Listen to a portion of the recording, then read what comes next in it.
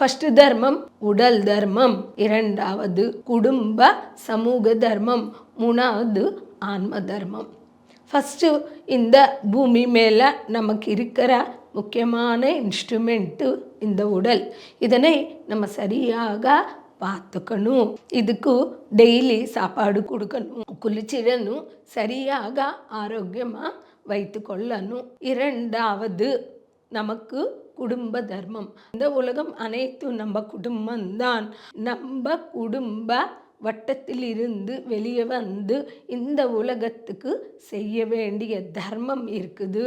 சமூகத்தில் இருந்து தான் அனைத்தும் வாங்கிக்கிறோம். பால் பேக்கெட்லிருந்து, நியூஸ் பேப்பர்லிருந்து, கல்வியிலிருந்து, தொழில் வரைக்கும் அனைத்தும் சமூகத்திலிருந்து தான் நம்ம வாங்குகிறோம்.